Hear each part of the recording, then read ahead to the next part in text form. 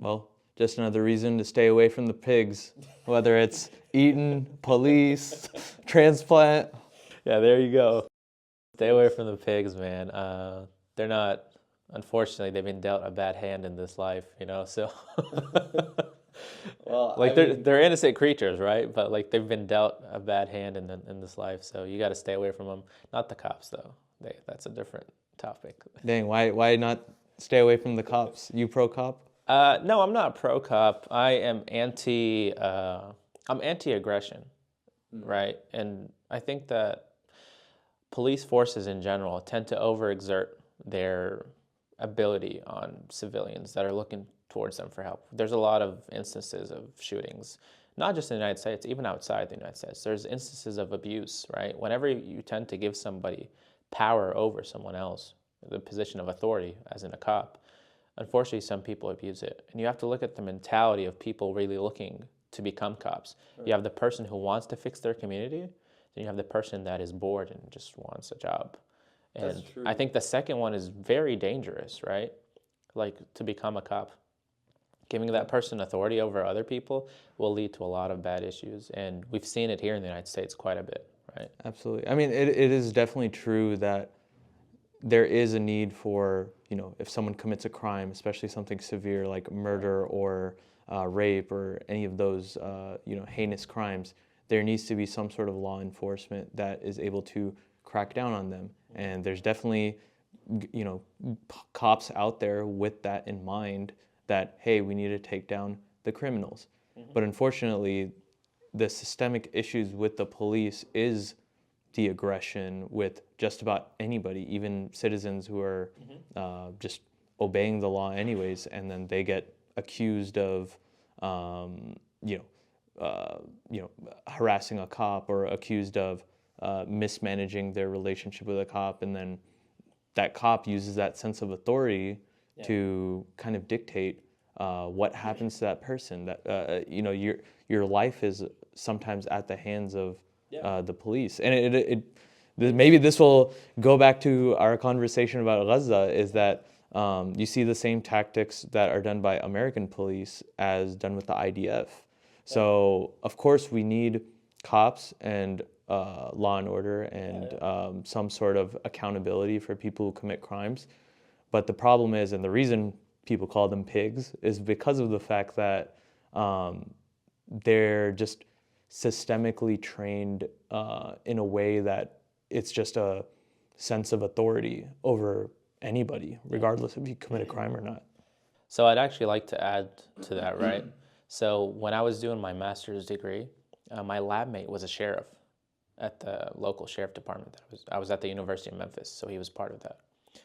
And I learned a lot from him, sitting with him and getting his perspective on things. And we challenge each other a lot, right, in terms of research, like biomedical engineering research, as well as topics that were happening. And I really got to respect them a lot more after I sat down with them, because he was able to come to we were able to come to the conclusion that, like you mentioned, a lot of good needs to happen from their end, and a lot of not misusing your authority has to happen on their end. They acknowledge that as well. And they're trying to actually set up internal review boards to kind of stop that from happening. But the issue is, it comes back to the skepticism, people being skeptical. Right? You've been really struggling with that word. For some reason, I gotta break my fast to say that word, but people have been very skeptical of that aspect. And because review boards internally are always untrusted. That's why you always have third parties come in and do their audits and whatnot. That person I actually owe a lot of debt and gratitude towards, because we had an active shooter situation at my university. Wow. We could get into it if there's time, but we could get into it. So the active shooting didn't actually occur, but it was prevented before it happened. One day I was sitting in my advisor's class. It was a biomechanics class. And usually, because he's my advisor, I sit at the front, right? Specifically the front seat. Mm-hmm. This one day, my laptop had died, and that's how I was mainly taking notes and pulling up the slides. So I had sat in the back. And I see from the corner of my eye, this guy in front of me, it was a few days after the New Zealand mosque shooting. He was watching it intensely. And it was almost like he was taking notes. I was like, okay, that's kind of weird, right? Like, I'm just like, okay, weird, but I shouldn't bother. And then after that, I see him shopping online for guns, right? And I was like, well, the plot thickens, right? So it's a little concerning. The last straw for me was when he started looking at, like, and then he noticed I was looking at him, so he kind of shifts a little bit. But me, I'm just like shifting my chair too. I was like, what is he up to? And my advisor even sees me looking at him, and he doesn't call me out. He was just like, he's being weird today in his head. He even tells me about it later. But we get to the point where he's looking up the University of Memphis. We were in the engineering department, so engineering layout plan. So he's making a plan in my head. I was like, this is like red flag zone, right? Like, I'll give you 2 red flags. Maybe those were very concerning. I shouldn't even overlook that. But the third one was just like, all right, this is not happening. So I go up and I talk to the sheriff and my advisor. Like, I get them together and we have a conversation about it. He reaches out and he reports to the local authorities and reaches out to the FBI to investigate this individual. They come back and they find a manifesto in his car. They find him armed up, right? He was ready to shoot up the whole school. Apparently he was failing all his classes and he was struggling with depression. And he had blamed the advisors and the other students for taking away his scholarship opportunities. Wow. So alhamdulillah, like, I owe a lot of debt and gratitude towards someone like that. Wow. A lot of people can't say that they've been in that experience. I mean, inshallah, they never are, right? Like, I hope they never get to experience something like that. And I mean, were you given some sort of recognition of being? No, they actually asked us to.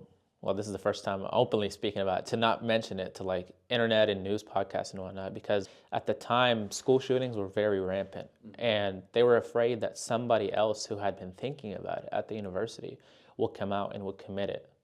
They're like, oh, they're no longer looking here, so we could just go ahead and do it. That's kind of the idea. So.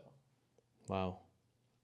Well, I guess in that case, the sheriff and the FBI, they did the right thing, right? They protected the people. They didn't use a position to abuse.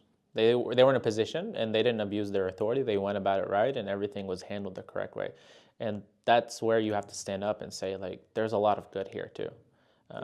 But the systems are, like you mentioned, going back to the Israel Defense Forces and whatnot, they actually come here and they do train our police. They come here and they train them on tactics on how to systematically oppress people. And that's an issue, right? We see this for the past 25 years in Gaza. We've been seeing it for the last 75 years in this occupation that's happening. Yeah, and your family's from Gaza and Ramun, right? Yeah, so my mom's from the West Bank, my dad's from Gaza. Theoretically speaking, in today's world, these are people that are never supposed to meet, right? Because they come from these 2 areas. They were refugeed together separately, but they got together in a different country where they were later refugeed again, and then they immigrated to the United States. So it's a story of being an immigrant and a refugee that's reoccurring. But alhamdulillah, like, a lot of our family in Gaza have gotten out, which is, I say this with mixed feelings, right? Because 1, you're leaving the land that you're on. 2 is that, you're surviving, so you have that surviving mentality, and there's a survivor's guilt associated with it to some degree, right? Of course. So. Yeah, because of course you don't want to leave the land and you want to make a statement that, no, this land rightfully belongs to us. But in reality, if Israel is just going to bomb anyways, you have to make the decision of, do I stay or do I leave? It's just very unfortunate. And I don't think anybody living in the States right now can exactly put themselves in the shoes of the Palestinians. But I mean, you having family there, you probably hear about it, their firsthand experiences and what they're going through. It's terrifying. And we actually are trying to get some of my cousins out through Egypt to get some medical attention, like right now. And I hope, inshallah, like, it goes through. And, I like the fact that you mentioned that nobody in the United States could put their shoes could put their feet in the shoes of any Palestinian, right? And I like that you said it that way, because it's true.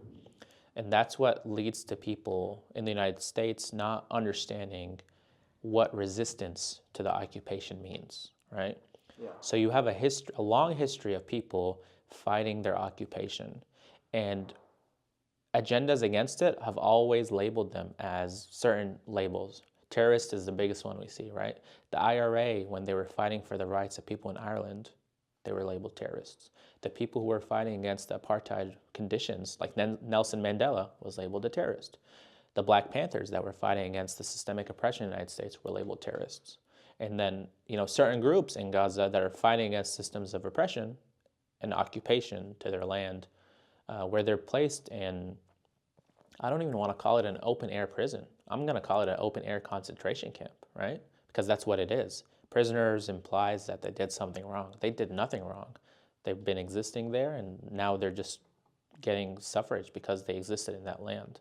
So the fact that everybody is against occupation until it's against your financial interests is very concerning to me. And that's where we see the United States government at right now. They have financial interests in Israel, they have political interests in Israel, and we go around labeling anybody who is against those interests as terrorists.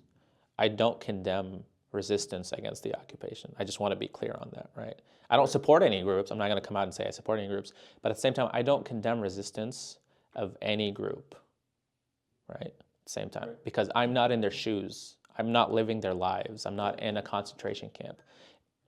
If a group of Jews in World War II, like when they were being occupied by Nazis, if a group of Jews formed armed resistance and attempted to break out of that prison, I would cheer for them. I wouldn't condemn them either. And I don't think the world would.